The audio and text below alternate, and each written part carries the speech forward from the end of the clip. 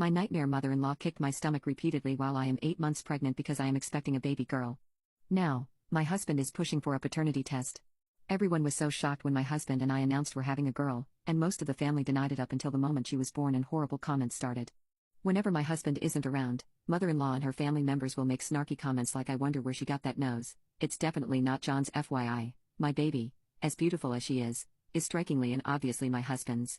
She genuinely looks more and more like him as the first year has gone by, and even more so approaching 2. Well, as it would happen, we are now expecting our second baby. And it's another girl. I begged my husband not to tell mother-in-law the gender when we found out, as I just wanted to enjoy a bit more of this pregnancy before she ruined it. I had decided to keep the mean comments his mother made to me about our first daughter to myself, as she's old and in poor health, and I felt guilty about potentially ruining their relationship when she probably doesn't have many years left to be around. So anyways, he insists on announcing it at our next visit, and holy shit. As soon as she heard it was another girl, tears welled in her eyes and she started shaking her head back and forth and sobbing. She then started yelling at me, called me a WHRE, and demanded I get out of her house. My husband immediately stands up and starts yelling at her, asking what her problem is, and that she needs to apologize to me and watch her mouth in front of her grandkids. She says through broken wails, "Not ours. Not ours. Those girls are not ours. She's a WHRE. A SLT. My son did not make those jive. I start crying hysterically and pick up my daughter, who is utterly confused as to why daddy is yelling at grandma and mommy is now crying. Mother-in-law then looks at me and starts yelling, "I let you get away with it the first time. I took you in his family. I allowed my son to believe he fathered that brat, but I will not allow it again." I cried and broke down and told my husband all the little comments she and her family have said to me when he's not around while we drive the 2 hours home. We went NC for a few months and everything seemed to be going great. We blocked her and father-in-law's phone numbers and hadn't heard from them except through other relatives over Facebook.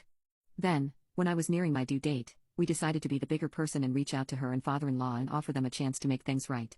She whined that she missed my husband and granddaughter. We agreed to meet for dinner at their house after a few weeks for a proper talk and an apology from her. We arrive, dinner is served and we are trying to make small talk when my husband is like, "Yeah, Mom. This has all been nice, but we need to talk about what happened and the things you said last time we were here. I know, and you know that you owe my wife an apology." Mother-in-law then looks at my husband and says, "Yes, do you have the test?" My husband asked what she meant. She said, "The paternity test. I am not apologizing until I'm proven wrong. And we both know I'm right. You cannot be the father, and the fact that you have now apparently made 2 girls is ridiculous." I start to cry and go to get up to grab my things and go to the car. My mother-in-law shoots up, rounds the table and grabs my shirt, then proceeds to scream at me, "How dare you try to run away from this? You're a effing WHRE and you need to own up to this problem." She then decides that I cannot be allowed to leave at any cost with her son, so she slaps me as hard as she can across my face. I push her arm away from me as I let out a scream from the shock of being slapped. My husband then gets in between me and his mom and starts to scream at her.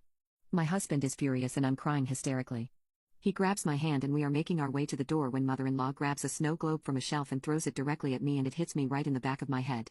It didn't shatter or anything, but it did end up hitting me on the face and cut my head open.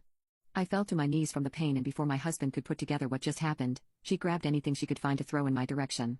I'm on my knees on the ground holding my head with one hand and my belly with the other, being almost 9 months pregnant as a cascade of random items are being thrown at me.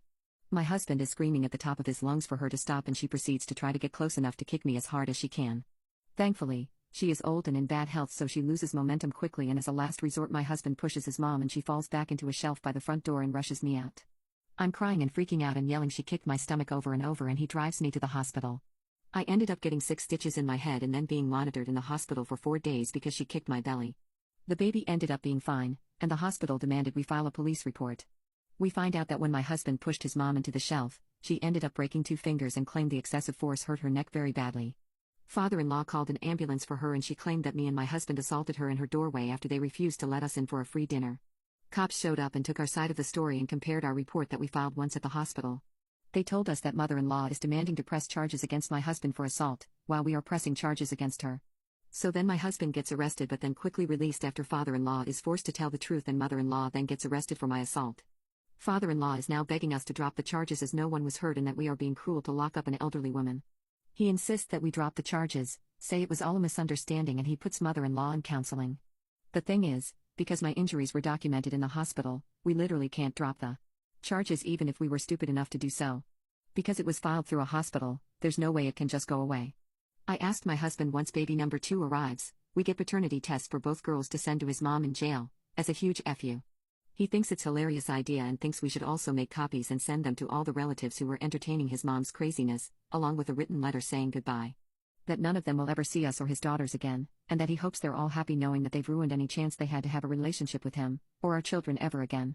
Update: my nightmare mother-in-law kicked my stomach repeatedly while I am 8 months pregnant because I am expecting a baby girl. Now, my husband is pushing for a paternity test. For context, I have 2 daughters. Husband's side of the family hadn't had a girl born in generations. Mother-in-law came to the conclusion that I must have cheated on my husband as he can't make girls. She then assaults me while almost 9 months pregnant with our second daughter. My husband accidentally injures his mom while trying to protect me. Hospital calls police and we file a report. His mom files her own report, but it soon is clear that my husband didn't do anything intentionally, just protecting me. But this is where it turns for the worst. My husband got more and more depressed. He started trying to get me to entertain the idea of minimizing mother-in-law's actions and chalking up her behavior to old age. While I am aware that she's older, she's pretty sound-minded. I told him that she would be getting full screenings for her mental health when we go to court, and that while yes, she's old, she doesn't get to assault me and accuse me of horrible things and use her age as an excuse. If she's found to have some mental issues going on, then I can deal with that, but that doesn't mean I ever want to be around her or have her around my kids. A few days go by and I'm nearing my induction day because baby girl isn't making her entrance, and I find out that my husband has been talking with father-in-law and mother-in-law behind my back. We get in a big fight and he tells me that he still wants his mom to meet her granddaughter and that we can put this aside until the baby is here. Then afterwards, once she's gotten to meet her, we can resume the legal issues. I am crying at this point as I thought he was supporting me through this, but in reality, he caved in no less than 4 days to his mom. I reminded him that we had put in for a restraining order and no contact order and that he had now broken it by contacting them. His response? Well, the no contact order is issued to you, not me. And the restraining order hasn't been approved yet, so mother-in-law can come to meet baby girl number 2 before we get approved without breaking any rules. All I could do was shake my head and cry. I put my foot down and said absolutely not, and I couldn't believe he'd let his mom around me or the baby after she could have unalived one of us. He said that I was overeating, as the baby was not injured and she wasn't actually trying to hurt the baby, just me. What? She kicked my very pregnant belly repeatedly after she threw a effing snow globe at my head. We got into a huge fight about me not forgiving her, holding grudges and being unreasonable, and eventually, he just left. Where'd he go? Yep, his mom's house is a few hours away. He then called me sobbing and told me that if I could see his mom right now I'd understand. Apparently when he pushed her while she was assaulting me, he indeed broke 2 of her fingers and she sprained her neck when she fell back into a shelving unit. She's laid up on a sofa in her living room, can't walk and in a severe depression.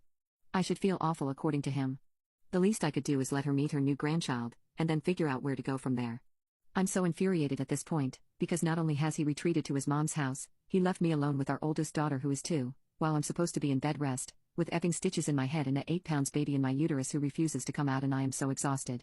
He doesn't come home for the next 4 days until I'm supposed to check into the hospital for my scheduled induction. He mostly sat in the room on his tablet, as I was admittedly pretty grumpy with him still and wasn't acknowledging him very much.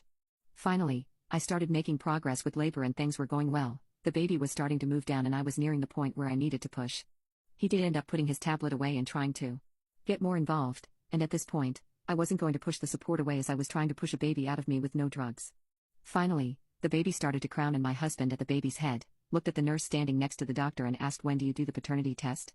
I stopped mid-push, looked at my husband, and screamed, "What the F?" The nurse was silent, looking back and forth between me and my husband.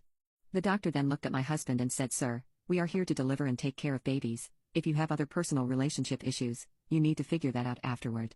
We focus on baby and mom. This is not the place to ask questions like that." I am so effing mortified at the thought that these nurses and doctors now think there's a chance my baby isn't my husband's and there's no way I can explain the situation to them. I immediately felt judged by the nurse and couldn't help but feel like I had been robbed of a beautiful moment. My mind completely shut down, and the short time between crowing and when the baby came out ended up taking an extremely long time because of how distraught I was. After the baby came out, I just held her, and she was beautiful and perfect, but I was so distraught. I couldn't look at my husband, and I hate to admit this, but I wouldn't let him hold her. He left, and when he came back about an hour later he said that his mom wanted pictures of the baby. He took out his phone and I smacked it out of his hand. He got angry and left. The next few days at home were awful. I can't even look at him, and he has avoided being around me or the baby for days. He barely has even looked at her and is practically ignoring our oldest daughter. We got in a fight because I was trying to breastfeed the baby and my oldest daughter was crying because Netflix wasn't working. I started crying because I was so overwhelmed, and he just looked at our daughter and said, "Mommy didn't pay the Netflix bill. Because she's mad at Grandma." I yelled at him to not say crap like that to a child. He said he just thought I didn't pay it because his mom uses our account at her house. I just forgot to pay it, it had nothing to do with that. He made several comments to our daughter over the next few days like, "Daddy's going to go see Grandma, you can't come because Mommy hates Grandma." Then leave me with a hysterical 2-year-old and a newborn. We got the results of the paternity test 3 days later. He's the father. He cried and told me he never doubted it and that he knew he was the dad. I told him that we would do a second test on our oldest daughter and that I was going to start packing our stuff and I was going to go move in with my sister. He bawled and said he didn't need one for our oldest daughter. I demanded we take one, as I would want it as proof for court whenever we get to have my case heard. I told him that I never cheated on anyone in my life including him and how much it hurt me that he said that in the hospital room and made the nurses and doctors think he doubted our daughter at all.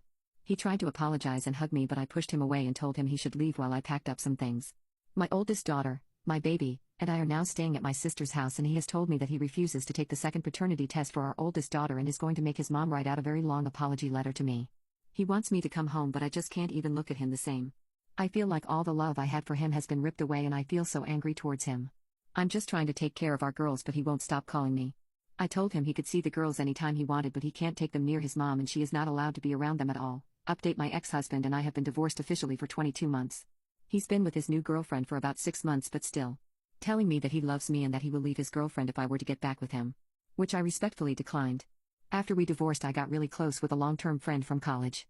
He's known my girls their whole lives and it's been a long time since I've been this happy. We are now engaged. Well, I am 16 weeks pregnant and we just found out that we are having a baby boy. I haven't told my ex-husband yet and I just kind of figured he'd get the idea when I'm visibly pregnant.